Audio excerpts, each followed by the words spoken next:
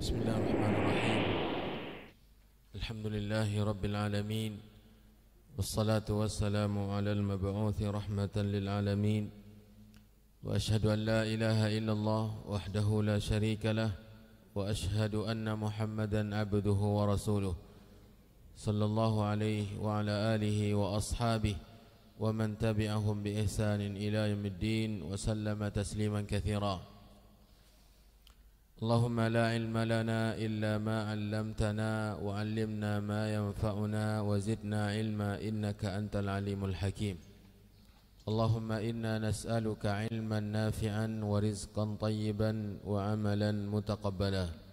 Kaum muslimin, kaum muslimat, jemaah subuh yang dirahmati Allah, Assalamualaikum warahmatullahi wabarakatuh. Bab yang ke-22 dari kitab Al-Janaiz, kitab seputar jenazah, yang berbunyi bab mengucapkan takbir untuk jenazah. Mengucapkan takbir untuk jenazah maksudnya jumlah takbir dalam salat. Salatnya tidak ada ruku', tidak ada sujud, tetapi hanya takbir saja. Dan berapa kali ia mengucapkan takbir dalam salat jenazah? Yang masyhur dari riwayat yang dijelaskan oleh para ulama, Rasulullah SAW bertakbir 4 kali. Bertakbir 4 kali seperti yang ada di dalam hadis yang pertama di bawah bab ini, hadis Abu Hurairah radhiyallahu taala anna Rasulullah sallallahu alaihi wasallam na'a lin-nasin najashiyya fil yawm alladhi mata fihi fa kharaja bihim ila al-musalla wa kabbara 4 takbiran. Kata Abu Hurairah radhiyallahu taala Rasulullah sallallahu alaihi wasallam menyampaikan berita duka kepada kaum muslimin tentang kematian Najasyi pada hari ia meninggal. Ketika itu tidak ada telepon, tidak ada alat penyampai berita yang cepat. Pada hari meninggalnya Najasyi, sudah secepat itu sampai beritanya kepada Nabi SAW, dan Nabi menyampaikan berita duka tersebut kepada para sahabatnya. Kata Abu Hurairah, fil yaumil ladzi mata fi, pada hari meninggalnya An-Najasyi. Najasyi salah seorang penguasa di Habasyah. Najasyi bukan nama tetapi gelar raja di Habasyah, yang mana pada masa itu Najasyinya menerima Islam dan bahkan mengungkapkan kepada para sahabat contoh atau tanda kecocokan antara yang ia yakini dengan apa yang dibawa oleh Nabi Muhammad SAW, dan Nabi SAW diberitahukan oleh Allah Subhanahu Wa Taala bahwasanya dia masuk Islam. Maka pada hari meninggalnya Najasyi ini, jarak antara Ethiopia dengan Mekah atau Madinah, jarak yang cukup jauh. Tetapi dalam hal ini Rasulullah SAW mendapatkan wahyu dari Allah, pemberitahuan dari Allah tentang kematiannya, dan ini mukjizat Nabi. Ini mukjizat Rasulullah SAW. Kemudian ia membawa para sahabat menuju musalla, menuju tempat salat, dan membawa dan memimpin kaum muslimin salat jenazah ghaib. Salat jenazah ghaib. Karena Najasyinya berada di Ethiopia, sementara Nabi salatnya di Madinah. Dan inilah salah satu-satunya dalil disyariatkannya salat ghaib untuk jenazah. Kejadian di zaman Nabi SAW melaksanakan salat ghaib untuk Najasyi. Salat ghaib maksudnya menyolati jenazah sementara jenazahnya tidak ada di hadapan imam, di jauh, ghaib. Dan satu-satunya dalil para ulama kejadian ini, sehingga berbeda-beda pendapat para ulama memahami kejadian tersebut. Karena banyak juga para sahabat yang meninggal di luar Madinah, apalagi di peperangan. Dan para sahabat yang sudah tinggal di tempat lain dan diberitakan meninggal dunia kepada Nabi, namun Nabi tidak melaksanakan salat ghaib. Membenturkan atau membandingkan dalil-dalil yang ada, akhirnya para ulama berbeda pendapat. Apakah kisah Najasyi ini kisah tersendiri dan tidak bisa dikembangkan, dikiaskan, atau dia adalah dasar pokok dalam agama yang bersifat seperti Najasyi, boleh disalatkan gaib. Maksudnya dia meninggal di tempat tidak ada kaum muslimin yang lain yang menyolatkannya. Tidak ada kaum muslimin yang menyolatkannya, maka disyariatkan salat gaib. Ada lagi yang berpendapat bila mana status yang meninggal itu seperti Najasyi, penguasa, orang yang terkenal, pemimpin, tokoh dunia, maka boleh disalatkan. Banyaklah pengembangan yang diuraikan oleh para ulama, yang intinya para ulama dari hadis ini berbeda pendapat. Dan ada yang memutlakkan, pokoknya dibolehkan salat gaib untuk siapapun dan kapanpun dalam kondisi apapun. Yang penting bila mana dia meninggal di suatu tempat dan kita tidak bisa menyolatkannya, boleh menyolatkan secara gaib berdasarkan kejadian itu. Maka perbedaan pendapat dalam hal ini tidak dibenarkan untuk memunculkan kekisruhan, munculkan pertengkaran, persengketaan, karena bisa diambil apapun pendapat yang tadi, karena pokok dasarnya ada, yaitu Nabi menyolatkan gaib. Nabi menyolatkan gaib. Jadi silang pendapat dalam masalah ini tidaklah atau tidak mesti, bahkan tidak pantas seorang muslim dengan muslim lainnya bermusuhan lantaran masalah tersebut. Kemudian takbir yang dilakukan oleh Nabi untuk Najasyi ini 4 kali takbir, dan juga untuk sahabat-sahabatnya yang lain. Dan ini riwayat yang masyhur. Takbir yang pertama Allahu Akbar, kemudian baca Al-Fatihah. Kemudian takbir yang kedua Allahu Akbar, kemudian baca salawat. Takbir yang ketiga setelah Allahu Akbar, beliau berdoa untuk jenazah, untuk mayit. Dan doanya mungkin ada di bab-bab yang akan datang, dan atau mungkin telah kita pelajari pada juz yang keempat. Allahumma ighfir lahu warhamhu wa'afihi wa'fu anhu wa akrim nuzulahu wasi' mudkhalahu, atau doa yang ringkas tanpa harus ada perubahan. Karena kalau Allahumma ighfir lahu bila mana jenazahnya laki-laki, tetapi kalau perempuan Allahumma ighfir laha warhamha wa'afiha wa'fu anha, bila mana dia 2 orang, baik laki-laki ataupun 2 orang perempuan atau 2 orang laki-laki dan wanita, maka Allahumma ighfir lahuma warhamhuma wa'afihima wa'fu anhuma wa akrim nuzulahuma, dan seterusnya. Bila mana lebih dari 2 orang, Allahumma ighfir lahum warhamhum wa'afihim wa'fu anhum. Ini juga ada bentuk kesulitan. Namun ada riwayat-riwayat doa salat jenazah yang didapatkan dari Nabi SAW dalam riwayat yang kuat juga diriwayatkan oleh para ulama, yaitu Allahumma ighfir li hayyina wa mayyitina wa syahidina wa ghaibina wa saghirina wa kabirina wa dzakarina wa unthana. Ini tidak perlu dirubah siapapun jenazahnya, karena sudah mencakup semua.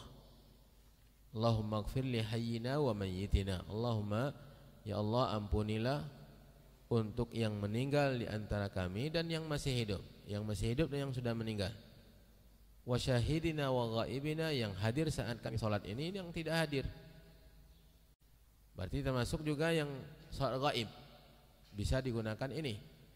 Wa syahidina wa ghaibina, yang ghaib. Wa saghirina wa kabirina, yang kecil atau yang sudah yang kecil maupun yang sudah dewasa. Wa dzakarina wa unthana, yang laki-laki ataupun yang wanita. mencakup semua. Ini doa di antara lafaz doa yang diriwayatkan dari Nabi SAW. Kemudian takbir dalam salat jenazah ini juga ada perbedaan pendapat para ulama, karena terkadang Nabi takbirnya 5 kali. Terkadang dalam sebagian riwayat Nabi SAW melakukan takbir 5 kali. Jadi tidak ada ketetapan jumlah takbir. Yang masyhur riwayatnya adalah 4, dan terkadang dilihat dari siapa yang meninggal. Dan terkadang Nabi bertakbir 5 kali, dan banyak riwayat-riwayat yang lain yang menjelaskan bahwasanya ada takbir selain dari 4 atau 5. Dan terkadang di Masjid Haram Mekah atau Masjid Nabawi di Madinah, terkadang imamnya sengaja menambah takbirnya lebih dari 4 kali. Bukan karena lupa, tapi karena sengaja menambahkan untuk orang-orang tertentu atau orang yang ia kenal. Karena memang seperti itu yang diriwayatkan dari Nabi SAW. Yang masyhur adalah 4 kali takbir dengan rincian seperti tadi. Untuk takbir yang keempat, setelah takbir boleh berdoa, dan bahkan boleh juga untuk langsung salam, berdoa assalamualaikum warahmatullah. Ya. Ada lagi doa yang diriwayatkan di takbir yang keempat ini,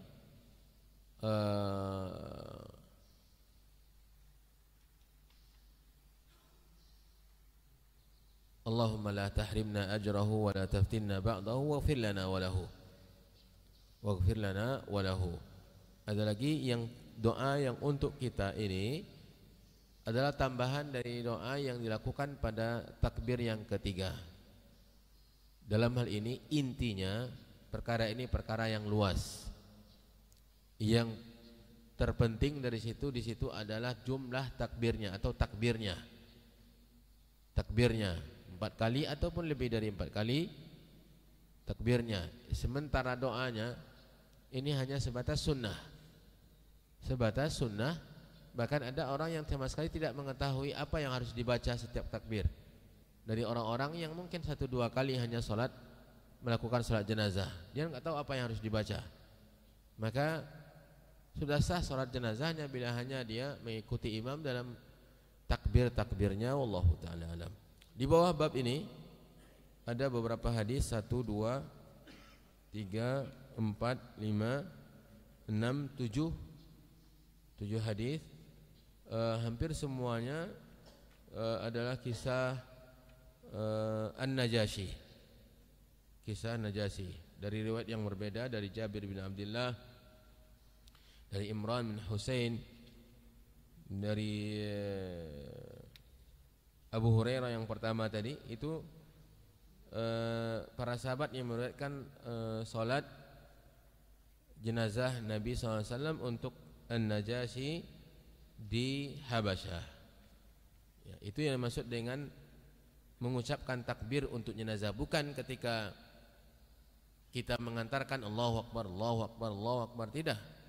Atau ketika kita mendengar jenazah ada yang meninggal kita mengatakan Allahu Akbar, Allahu Akbar. Atau ketika kita melayat dan lalu ketika kita buka jenazahnya melihat lalu Allahu Akbar, Allahu Akbar, bukan. Ini maksud dengan takbir ini adalah takbir dalam salat jenazah. Takbir dalam salat jenazah. Berapa jumlah takbirnya dan juga doa yang dibaca dalam takbir-takbir tersebut. Ini bab yang ke-22. Kita lanjutkan bab yang ke-23.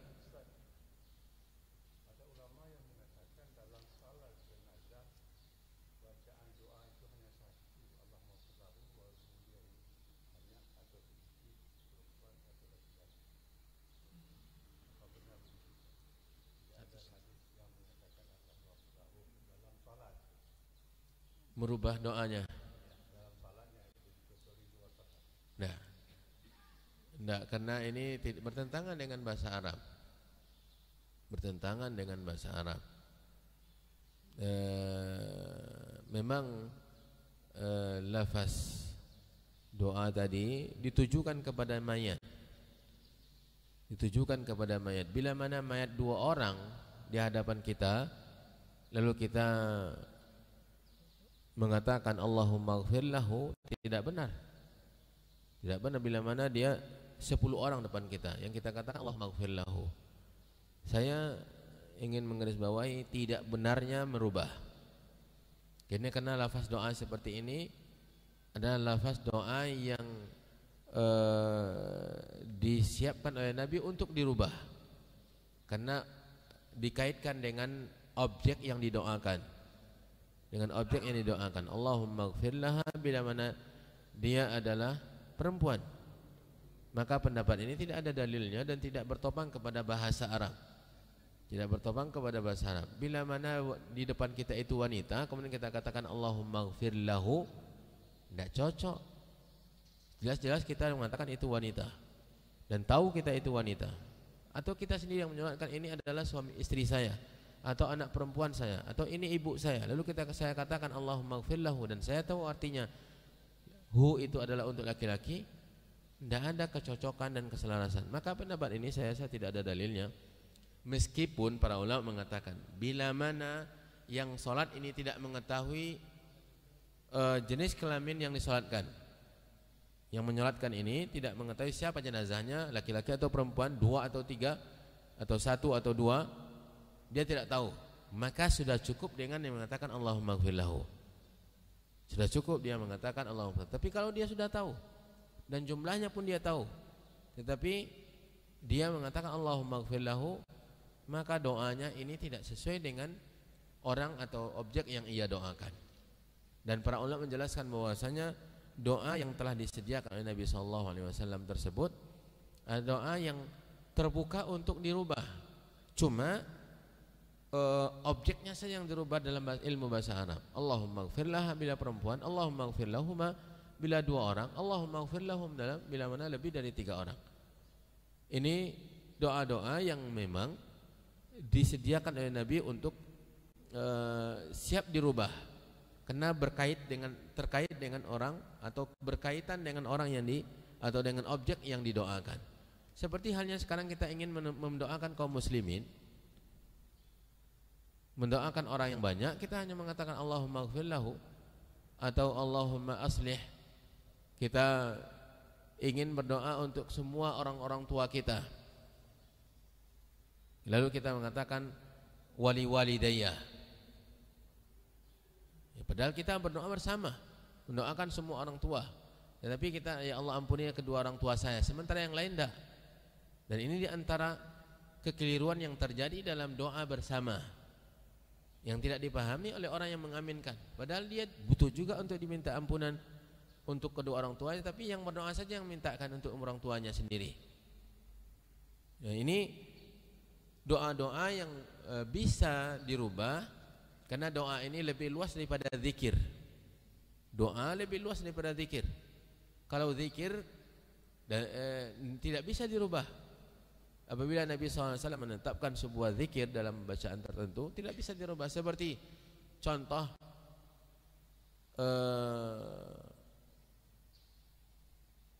Imran bin Husain atau sahabat yang lain, ketika Nabi SAW mengajarkan kepada mereka tentang zikir sebelum tidur. Allahumma inni wada'tu jambi wa bika, Allahumma bika wada'tu bi, Allahumma bika wada'tu jambi wa bika arfa'uhu, fa in amsakta nafsi farhamha wa in arsaltaha fahfadha bima tahfadhu bihi ibadaka as-salihin. Allahumma inni aslamtu nafsi ilaik wa wajjahtu wajhi ilaik wa fawwadtu amri ilaik wal ja'tu dhahri ilaik raghbatan wa rahbatan ilaik la malja'a wa la manja minka illa ilaik, amantu bi kitabika alladhi anzalta wa bi nabiyyika alladhi arsalta wa bi nabiyyika alladhi arsalta. Di situ nabi yang telah engkau arsalah. Arsalah ini tepatnya adalah namanya rasul. Diambil kata rasul itu dari al-sala yursilu. Namun dalam doa, dalam zikir tadi, wa bi nabiyyika alladhi arsalta. Sahabat ini bertanya kepada Nabi, ya Rasulullah, bolehkah saya rubah kata nabi itu dengan rasul. Wa bi rasulikal ladzi arsalta. Ini baru sesuai dengan bahasa Arab. Wa bi rasulikal ladzi arsalta. Maka Nabi SAW menolak dan mentah-mentah mengatakan tidak dibenarkan. Karena ini lafaz zikir. Sementara tadi doa yang terkait dengan orang yang didoakan. Zikir berbeda, lebih sempit daripada berdoa. Maka dalam doa jenazah, bila mana ada pendapat yang melazimkan dan mengatakan tidak boleh sama sekali dirubah, kita butuh dalil. Kita butuh dalil. Dan para ulama mengatakan bila mana memang pendapat ini bukan kita mengambil pendapat ini, tapi bisa saja memang tidak dirubah, tetapi dalam kondisi kita tidak mengetahui jenis kelamin jenazah dan juga jumlah jenazah. Kalau kita salat di suatu tempat, tapi kalau di Masjid Nabawi, di Masjid Haram Mekah, itu diberitahukan dahulu agar doa kita disesuaikan dengan jumlah jenazah, dengan jenis kelamin jenazah. Ketika disampaikan as-salatu 'alal maitataini atau 'alal maitati atau 'alal rajuli, dan sebutkan juga bila mana ada anak wanita, anak-anak kecil, disebutkan agar kita bisa memposisikan doa kita dalam takbir-takbir tersebut. Karena memang kita berdoa untuk seseorang, untuk orang yang meninggal, kepada Allah, untuk orang yang ada di hadapan kita. Bila mana dia laki-laki, tidak mungkin kita gunakan lafaz perempuan. Bila mana dia perempuan, tidak mungkin kita gunakan lafaz laki-laki. Maka sekali lagi tidak ada dalil yang melazimkan atau memastikan atau bahkan melarang untuk merubah lafaz Allahumma ighfir lahu. Ya. Ini yang saya ketahui. Kemudian kalaupun kita menggunakan lafaz yang lain seperti yang tadi, Allahumma ighfir li hayyina wa mayyitina wa syahidina wa ghaibina wa saghirina wa kabirina wa dzakarina wa unthana, ini saya rasa tidak ada perubahan lagi, karena tidak ada yang harus dirubah, karena mencakup semuanya, mencakup siapapun yang ada di hadapan kita. Tadi saya ingin garis bawahi apa yang saya tekankan tadi, bila mana kita tidak mengetahui atau kita tidak bisa merubahnya. Kalau kita rubah nanti akan berantakan doa kita. Yang kita hafal adalah Allahumma ighfir lahu, maka cukup. Berarti bukan berarti tidak boleh dirubah. Cukup dengan tidak boleh dirubah berbeda. Kalau seandainya kita tidak bisa merubahnya, yang hafal itu saja Allahumma ighfir lahu warhamhu, atau kita tidak mengetahui jenis kelamin jenazah berapa jumlahnya, maka cukup dengan Allahumma ighfir lahu. Bukan berarti tidak boleh kita rubah, tapi cukup. Ini yang dijelaskan oleh para ulama. Allahu ta'ala alam.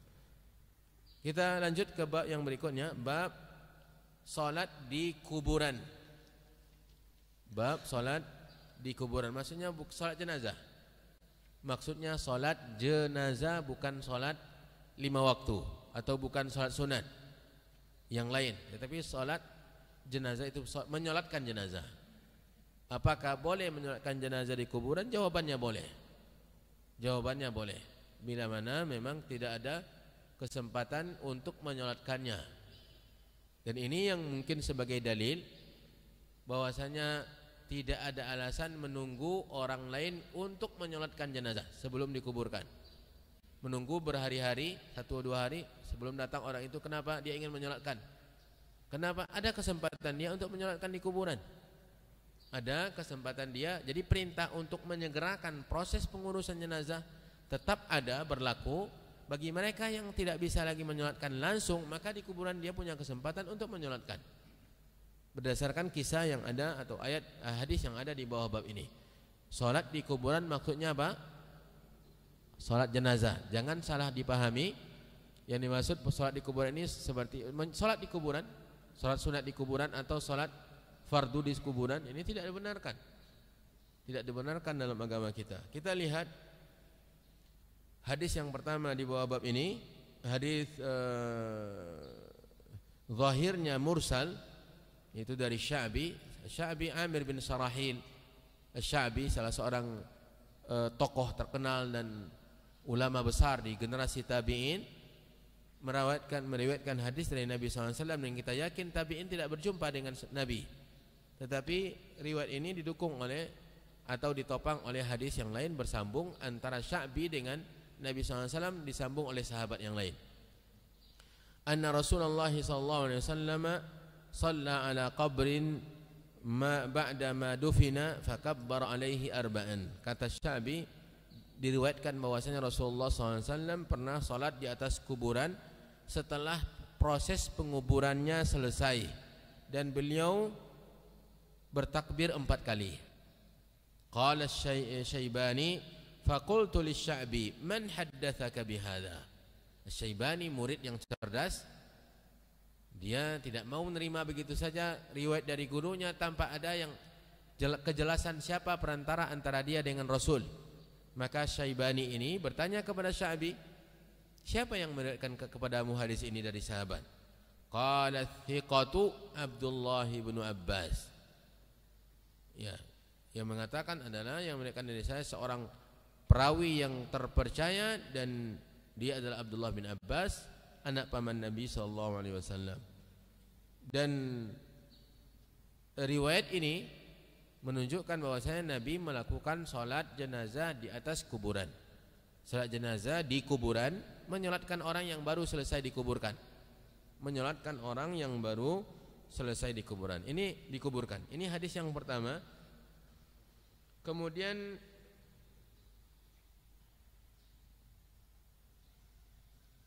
hadis yang 1, 2, 3, 4. Yang kelima, hadis yang kelima halaman 73. Halaman 73, hadis nomor 2139 yang telah kita pelajari. Itu kisah yang lain. Yang tadi dari hadis Abdullah bin Abbas, kisahnya Nabi menyolatkan jenazah di kuburan setelah di proses penguburan selesai, umum. Kemudian yang sekarang ini mungkin kasusnya sama, tetapi ini lebih detail. Yang kedua ini, hadis yang kedua, hadis Abu Hurairah radhiyallahu ta'ala. Abu Hurairah bercerita dalam hadis yang kelima ini, nomor 2139, halaman 73, hadis nomor 2 di halaman ini. Hadis panjang, annam ra'atan sauda. Kata Abu Hurairah, ada seorang wanita hitam. Wanita hitam maksudnya wanita berkulit hitam. Kanat taqummul masjidah, yang pekerjaannya taqummul masjid, selalu membersihkan masjid. Membersihkan masjid. Au syabban, atau diriwayatkan dalam yang cerita yang lain, dia seorang pemuda yang juga berkulit hitam. Fa faqadaha Rasulullah sallallahu alaihi wasallam. Maka Nabi kehilangan orang ini si fulana atau ibu-ibu yang biasa bersihkan masjid ini, kemana dia? Sudah lama saya tidak melihatnya, atau hari ini saya tidak melihatnya. Fasa'ala anha au anhu, maka Nabi tanyakan perihal wanita atau pemuda itu kepada para sahabatnya. Faqalu, maka para sahabat menjawab, mat, sudah meninggal dunia. Qal, Nabi bertanya, afala kuntum adzantumuni, apakah tidak kalian beritahukan tentang kematiannya kepada saya? Nabi protes. Nabi SAW tidak menyukai keputusan mereka tidak memberitahukan meninggalnya wanita ini atau pemuda tadi kepada Nabi SAW. Faka'annahum sagharu amraha au amrahu. Kata Abu Hurairah, kemungkinan mereka menganggap, nah ini kan yang wanita biasa yang meninggal dunia, wanita biasa, penyapu masjid lagi, dan meninggalnya mungkin juga di malam hari. Meninggalnya juga di malam hari, sebagaimana alasan sebagian para sahabat ketika itu kepada Nabi. Dan juga penyebab pertama karena memang mereka menganggap tidak perlulah, karena wanita biasa dan hanya kerjanya menyapu masjid, sehingga mereka tidak beritahukan kepada Nabi SAW. Alasan kedua, meninggalnya wanita ini atau pemuda tadi di malam hari, dan mereka merasa tidak tega membangunkan Nabi. Faqal, ketika ini disampaikan oleh para sahabat, Nabi mengatakan kepada mereka, dulluni ala qabri, tunjukkan mana kuburannya. Tunjukkan mana kuburannya. Fadalluhu, maka mereka pun menunjukkan kuburan wanita tadi atau pemuda tadi kepada Nabi SAW. Fasalla alaiha, maka ia pun menyolatkan jenazah atau wanita yang meninggal tersebut di kuburan. Di kuburan. Summa qala, kemudian Nabi menyampaikan hadis yang sangat luar biasa. Inna hadhil qubura, sesungguhnya kuburan-kuburan ini, yang menunjukkan kepada kuburan-kuburan yang ada di situ, mamlu'atun dhulmatan ala ahliha, gelap, tidak ada cahaya di dalamnya, tidak ada sama sekali cahaya. Kuburan ini gelap. Wa inna Allah azza wa jalla yunawwiruha lahum bi salati alaihim, dan sesungguhnya Allah akan memberikan cahaya kepada mereka dengan salat yang aku lakukan untuk mereka. Untuk mereka yang sudah meninggal disalatkan oleh Nabi sallallahu alaihi wasallam, baik itu di kuburan maupun ketika menyolatkan jenazah di tempat menyolatkan jenazah. Inilah alasan Nabi sallallahu alaihi wasallam mendoakan wanita tersebut, dan hadis ini menjelaskan tentang mulianya wanita tersebut, keistimewaannya, dan bahkan pekerjaan yang ia lakukan juga diistimewakan dalam agama, perhatiannya kepada masjid, dan ini yang membuat dia dimuliakan oleh Rasulullah SAW. Dua kasus tersebut merupakan dalil bolehnya menyolatkan jenazah di kuburan bila mana tidak sempat lagi untuk menyolatkan. Dan juga seperti yang tadi saya sampaikan, tidak ada alasan bila mana proses penguburan jenazah itu ditunda lantaran menanti orang yang akan datang dalam waktu yang lama, karena dia ingin menyolatkannya juga. Bisa dia menyolatkan dan proses pengurusan jenazah tidak bertentangan dengan yang diinginkan oleh Nabi, yaitu menyegerakan, dan dia juga tetap menyolatkannya, tetapi dengan cara yang telah dilakukan oleh Nabi sallallahu alaihi wasallam.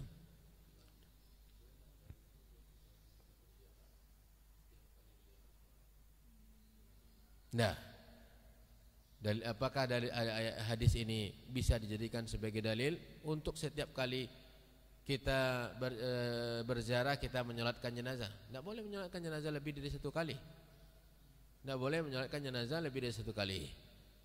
Yang menyolatkan kalau menambah lebih dari satu kali ini sudah kalau memang sudah ada, maka Nabi SAW sudah praktekkan kepada orang-orang yang cintai. Salat jenazah itu satu kali, maka merupakan penambahan terhadap tuntunan Nabi ini bila mana setiap kali kita berziarah kita menyolatkan jenazah. Untuk apa disolatkan lagi? Karena menyolatkannya hanya satu kali. Jenazah itu disolatkan hanya satu kali. Kalau tidak sempat ketika di proses penyolatan waktu menyolatkannya, maka boleh, bukan sebuah keanjuran tetapi boleh untuk disolatkan di kuburannya, asal hukumnya tidak boleh solat di kuburan. Tidak boleh disolat di kuburan. Makanya Nabi SAW mengatakan la taj'alu buyutakum maqabir. Dan jangan kalian jadikan rumah-rumah kalian sebagai kuburan. Lalu dalam konteks hadisnya Nabi SAW perintahkan untuk melakukan sholat sunat di rumah. Berarti sholat itu tempatnya bukan di kuburan tetapi di rumah bila mana itu sholat sunat, dan di masjid bila mana bagi laki-laki bila mana itu sholat fardu berjamaah. Adapun kuburan bukan tempat sholat. Ini asal hukumnya. Tetapi dalam kondisi yang tadi dibolehkan bila mana memang ingin menyolatkan jenazah tersebut dan proses penguburannya tidak menyalahi apa yang diinginkan oleh Nabi, yaitu menyegerakan proses pengurusan jenazah. Wallahu a'lam. Para ulama berbeda pendapat tentang jarak waktu. Ada mengatakan waktunya 1 sampai 2 hari, dan yang paling lama mereka mengatakan 1 bulan. 1 bulan. Walaupun ini penetapan waktu ini tidak ada dalilnya, tetapi kisah Nabi itu ada dalilnya. Hanya beberapa hari saja. Ketika Nabi sudah tidak melihat 1 hari, 2 hari, akhirnya beliau mulai bertanya-tanya, ini wanita kemana? Ya, wanita kemana? Jadi pembatasan waktu tadi itu tidak ada dalilnya, tetapi kisahnya Nabi semakin cepat semakin cocok dengan sunnah. Kalau misalnya kita batasnya hanya mengejarnya dalam waktu 1-2 hari saja dan kita menyempatkan untuk menyolatkannya di kuburan, ini sesuai dengan sunnah Nabi SAW. Dan para ulama memberikan batas paling lama 1 bulan, wallahu alam. Bab yang ke-24, berkenaan dengan ini.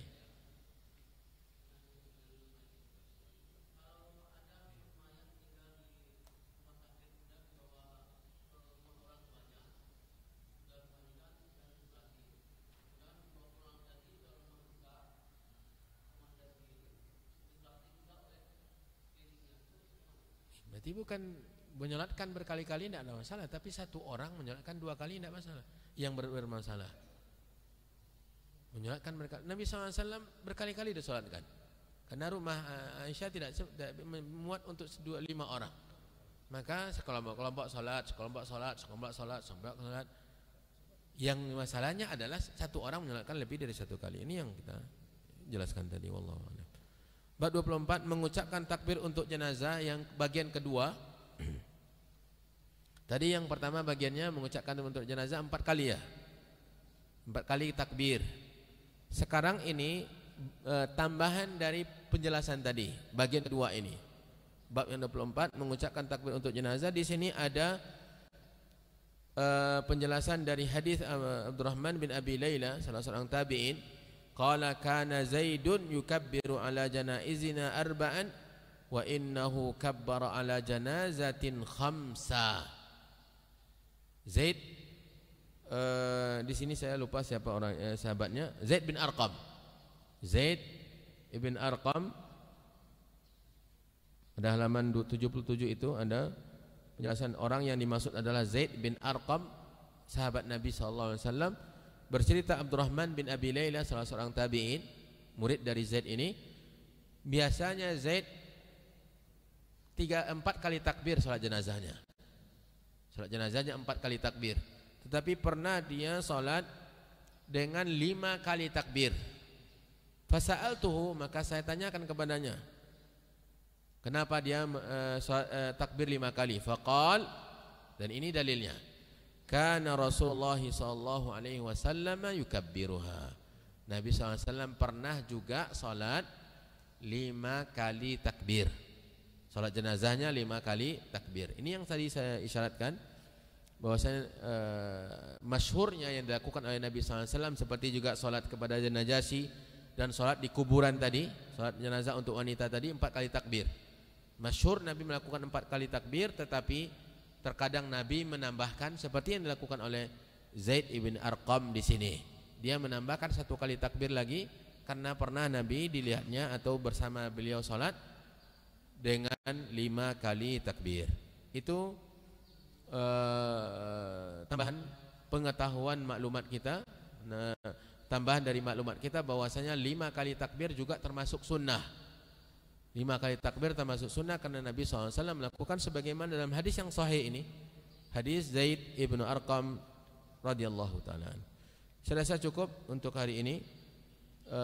Kita mengulangi beberapa bab. Wallahu ta'ala alam. Wa sallallahu wasallam wa baraka wa an'ama ala nabiyyina Muhammadin wa ala alihi wa sahbihi ajma'in.